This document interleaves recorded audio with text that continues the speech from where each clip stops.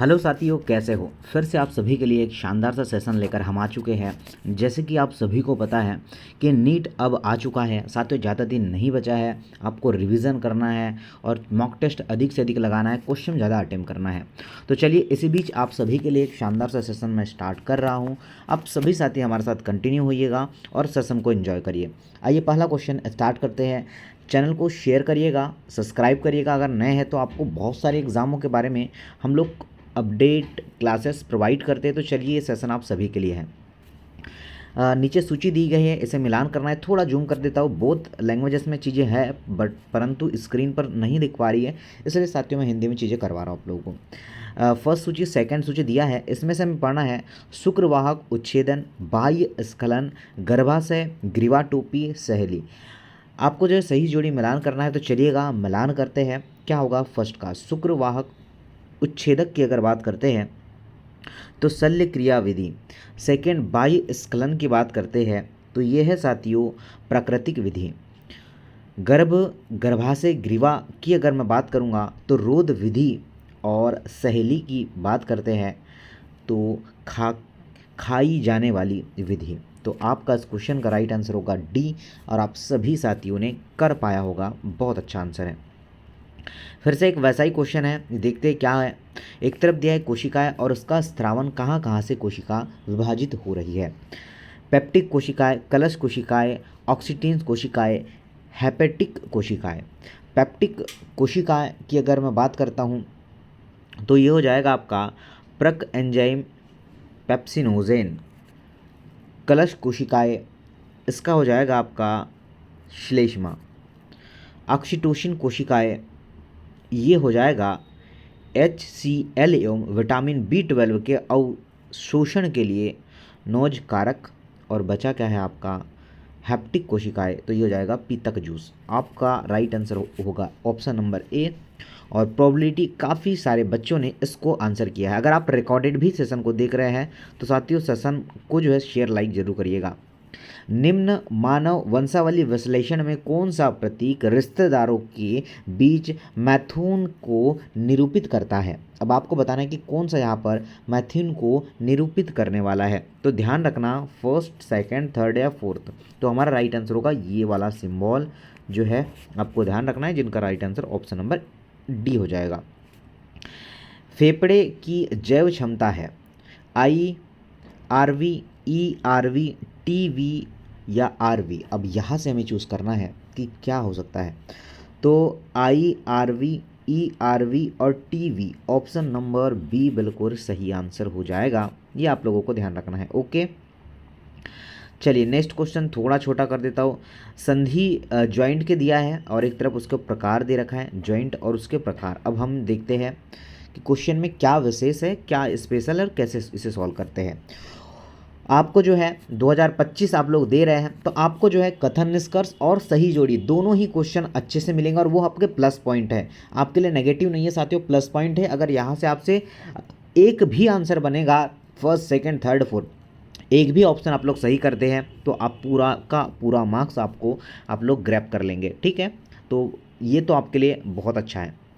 उपास्थि युक्त संधि, उपास्थि युक्त संधि की बात करेंगे तो सर ये होगा कशेरुक दंड, दो जो है दंड में दो निरूपित कोशिकाओं के मध्य। उसके बाद जो है कंदुक खलिका संधि, बी जो दे रखा है वो होगा आपका ह्यूमरस एवं अंश मेखला की जो है मध्य। रेशीय संधि की अगर बात करते हैं तो ये हो जाएगा चपटी कपाल अस्थियों के मध्य। और बचा क्या है सैंडल संधि, तो बचा है थर्ड वाला अंगूठे के कॉर्पल्स और मेटाकॉर्पल्स के मध्य। तो ये बिल्कुल आपका सही आंसर हो जाएगा। ठीक है, तो डी अगर आप लगाते हैं इस क्वेश्चन का तो भाई मज़े है और आपने सही आंसर कर पाया होगा। आइए नेक्स्ट की बात करते हैं। देखिए थोड़ा जूम कर दिया है मैंने, क्या बोला गया है। कॉर्डरेडा के संदर्भ में सही कथन का चयन करें। मध्य पृष्ठीय ठोस एवं दोहरी तंत्रिका रज्जु की उपस्थिति, बंद परिसंचरण तंत्र की उपस्थिति, ग्रसनी में युक्ति क्लोम छिद्र की उपस्थिति, पृष्ठ हृदय की उपस्थिति, त्रिकोरिक कुट गुही प्रणाली। क्या होगा, तो यहाँ पर जो सही होगा बी और साथ में सी। तो ये आपका सही आंसर होगा।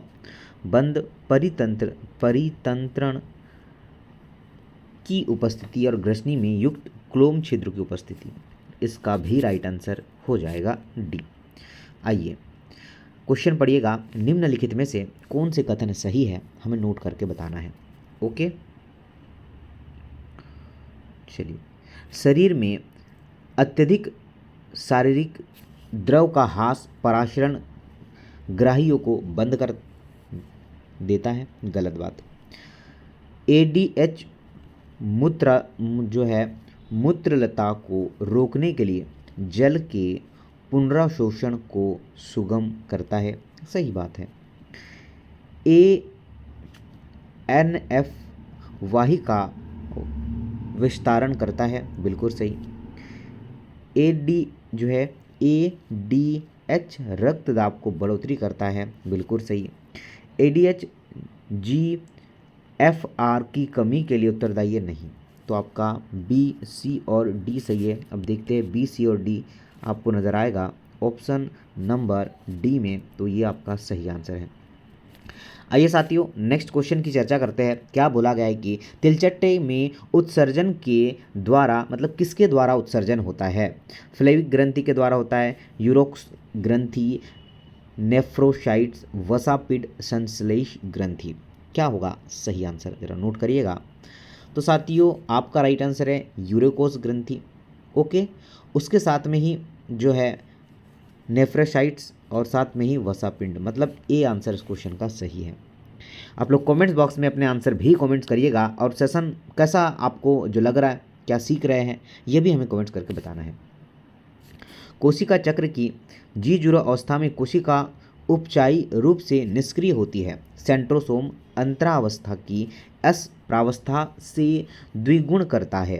अब आपको यहाँ पर चूज करके बताना है कि सर ए वाला तो गलत होगा और बी वाला सही हो, मतलब सही कौन सा है कि सेंट्रोसोम अंतरावस्था की एस प्रावस्था में द्विगुणित करता है। बी आंसर बिल्कुल लगा लीजिएगा, बी सही होगा।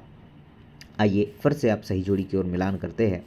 मैंने कहा आप लोगों को कि साथियों भरमार रहेगी ऐसे क्वेश्चनों की, और मज़ा भी आएगा अगर आप अच्छे से मेहनत कर लिया तो फिर तो भाई चांदी से कोई रोक नहीं सकता, सोना भी हो सकता है आपका। क्वेश्चन सुनिएगा क्या है। पहला, संभार तंत्र वृद्धि, तो संभार तंत्र मंत्री का लगा देते हम लोग। साथियों सीमित संसाधनों की उपस्थिति की अवस्था। चर घातांकी वृद्धि, तो चर घातांकी वृद्धि होगी असीमित संसाधनों की उपलब्धता की अवस्था। बचा क्या है साहब आपका बढ़ती आयु पिरामिड, तो ये हो जाएगा आपका सी का सी और डी का डी। ये आपको ध्यान रखना है। मज़ा आ गया, बताइए 2, 1, 3 और 4, ये है आपका सही आंसर है। चलिए बढ़ जाते हैं सर आगे, थोड़ा जूम करके नेक्स्ट क्वेश्चन की ओर। देखिए बहुत लैंग्वेजेस में चीज़ें हैं मेरे पास। ओके, निम्नलिखित में से कौन सा कथन सही है? अब यहाँ पर हमें कौन सा कथन सही है ये निश्चित तौर पर बताना है। बेसोफिल कुल डुब्बीसी की सबसे अधिक कोशिकाएं हैं? नहीं साथियों, नहीं है। बेसोफिल हिस्टामिन, सीरोटोनिन यो हेपेरिन का स्त्रावण करती है, बिल्कुल सही है सर। बेसोफिल शोधकारी प्रतिक्रियाओं में सम्मिलित होती है, बिल्कुल सर ये भी सही है। तो देखिए बेसोफिल में वृषण के आकार का केंद्र है, नहीं। बेसोफिल ये भी नहीं होगा, मतलब जो है बी और सी ही आपका सही आंसर निकल के आएगा। चलिए आगे बढ़ता हूँ। बोला है कि क्वेश्चन क्या बोला गया, ध्यान से सुनिएगा। मानव मस्तिष्क का भाग जो लैंगिक व्यवहार, उत्तेजना की अभिव्यक्ति, खुशी, गुस्सा, डर इत्यादि को नियंत्रित करता है, मस्तिष्क स्तंभ इपिथैलेमस, कार्पल्स कैलेमस, थैलेमस, लिम्बिक तंत्र और हाइपोथैलेमस, कोर्प जो है कार्पोरा, कॉर्टिजेनमा और हैप्पोकैम्पस। बताइए हैप्पोकैम्पस क्या हो सकता है सर? तो राइट आंसर निकल के आएगा कि सर सी आंसर सही होगा, लिम्बिक तंत्र और हाइपोथैलेमस।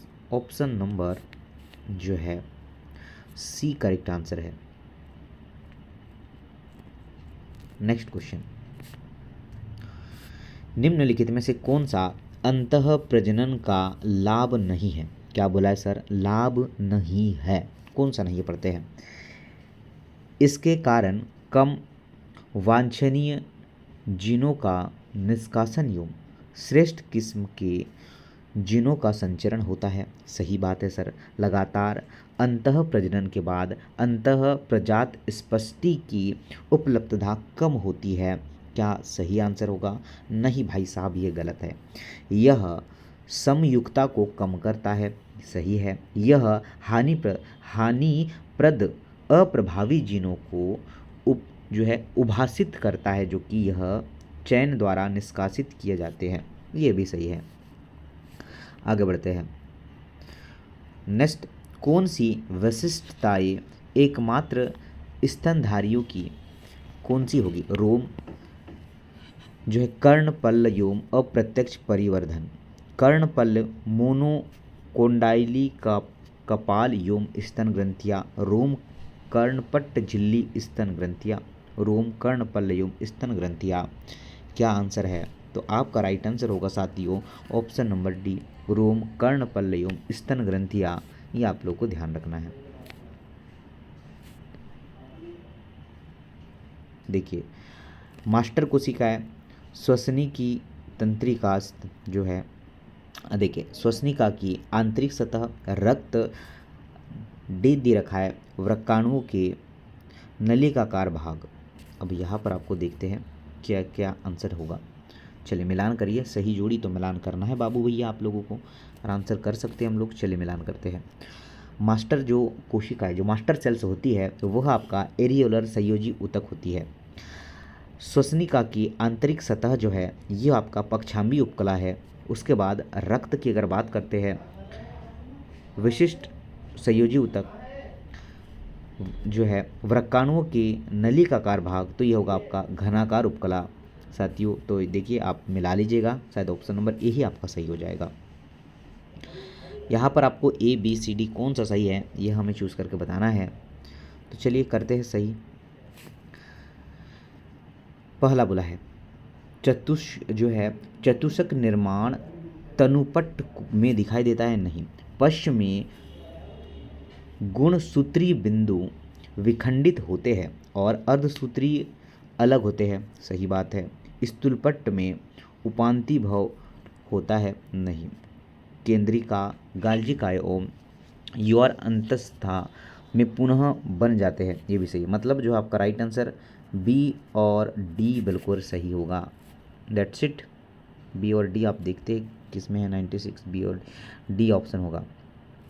क्वेश्चन सुनिएगा कि निम्नलिखित में से कौन से तिलचट्टे की लैंडिंग द्विरूपता का विशिष्ट लक्षण है? कौन सा लक्षण है? विशिष्ट लक्षण है। कंटक की उपस्थिति, गुदियलुम की उपस्थिति, गहरा भूरा शरीर का रंग एवं गुदियलुम, गुदाशुक की उपस्थिति। क्या है सर बताइए जरा राइट आंसर। तो ध्यान रखना कि हम लगाएंगे गुदाशुक की उपस्थिति। ऑप्शन नंबर डी हमारा सही आंसर है। ये क्वेश्चन तो भाई हर एक ईयर के जो है पैटर्न है ना, वहाँ पर ये भर भर के आपको मिलेगा। मैं हर ईयर के पेपर आपको करवा भी चुका हूँ। तो ये क्वेश्चन आपको मिलता है कि यदि बने हुए mRNA का क्रम नीचे दिया गया है तो बताइए तब तो निम्न में से कोडिंग रज्जु का क्रम क्या होगा? तो इसका आंसर तो हम ये लगाएंगे, तो ये बिल्कुल सही आंसर होगा।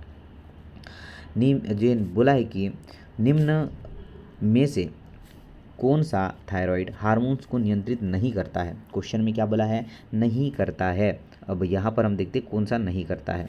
पहले, जल एवं विद्युत अपघट्य संतुलन को बनाए रखता है। नहीं।